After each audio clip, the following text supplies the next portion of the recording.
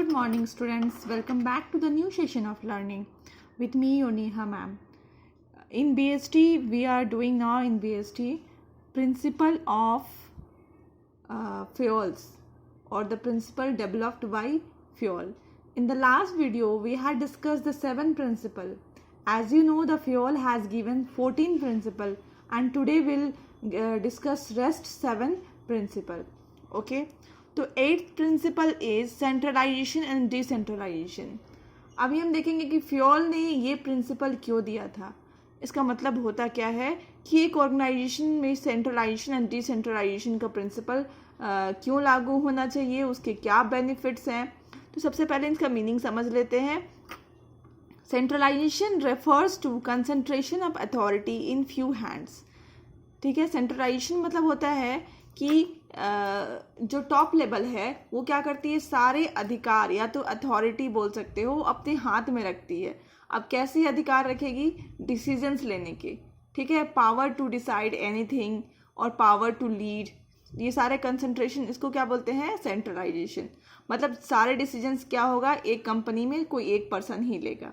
Whereas decentralization refers to evenly distribution of power at every level of management.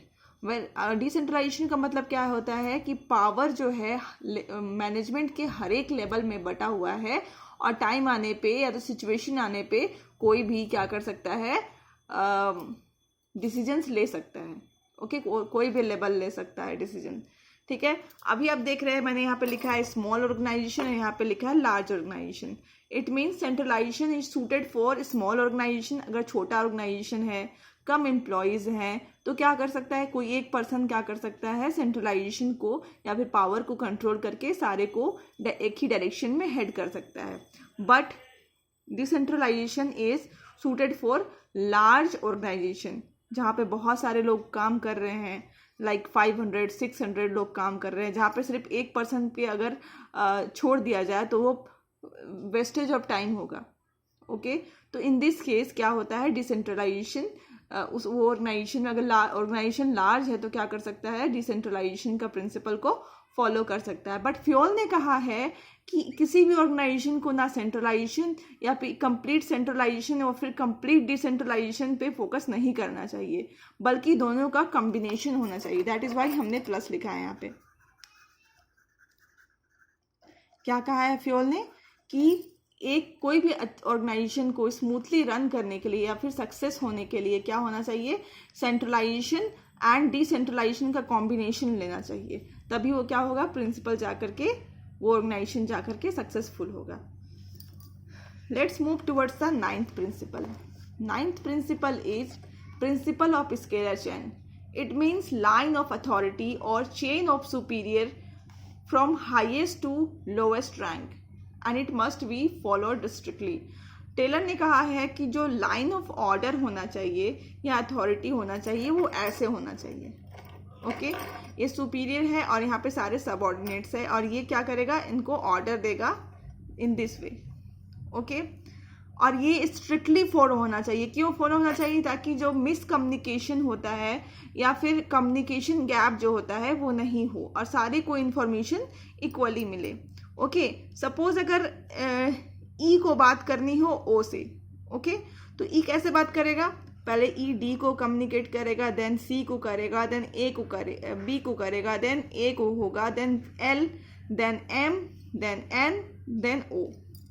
Okay.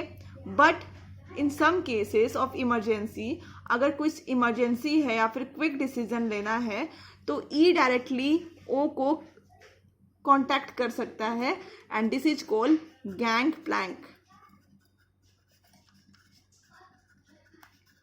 तो this is a theory given by Fayol and it should be followed in every organisation.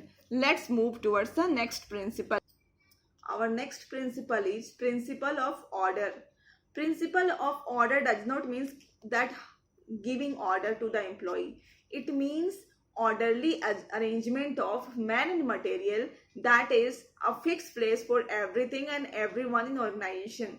जैसे मैं example लेती हूँ कि जब bank के जो employee है तो आपको पता है कि अकाउंटेंट का सीट कहाँ है, आपको पता है कि कैशियर का सीट कहाँ है, आपको पता है जहाँ पे पासबुक क्रेडिट होती है वो जो बैठते हैं वहाँ का सीट क्या है, तो आपका समय नहीं बर्बाद होता, आपको डायरेक्टली जिसके पास काम है आप क्या करते हो उसके पास चले जाते हो।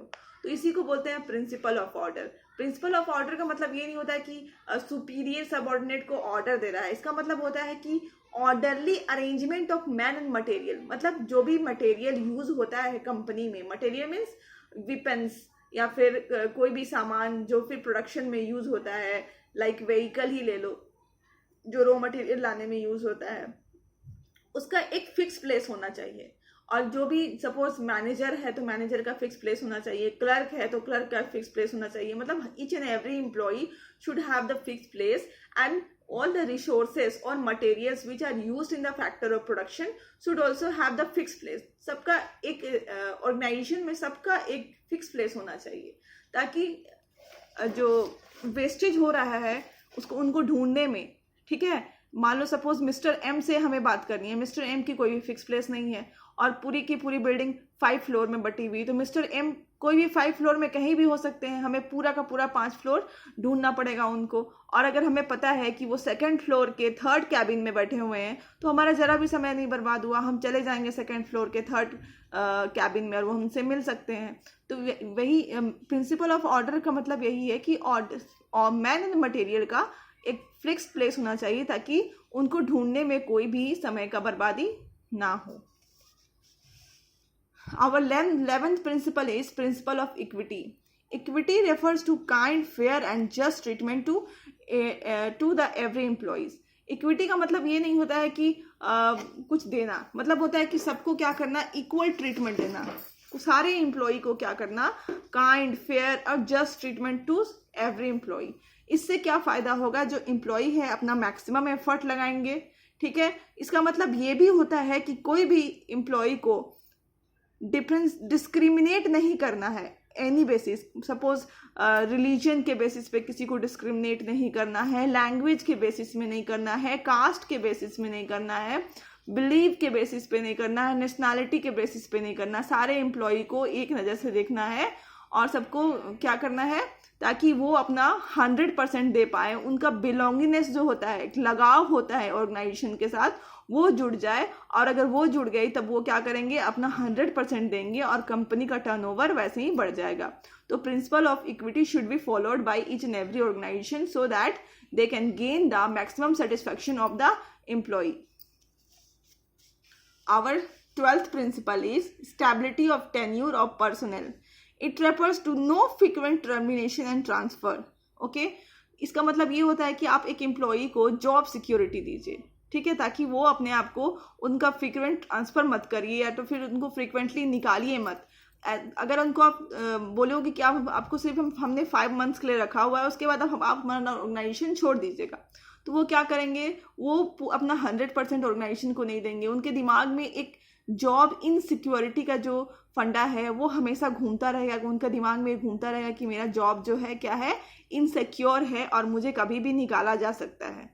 तो उनको फीलिंग ऑफ जॉब सिक्योरिटी ही देना। इस प्रिंसिपल का मतलब है कि आप जो अपने एम्प्लॉय को जॉब सिक्योरिटी का फीलिंग दीजिए ताकि जो एम्प्लॉय है वो अपना मैक्सिमम आपको देने के लिए हमेशा तैयार हो रहे, so that employee leads to their maximum.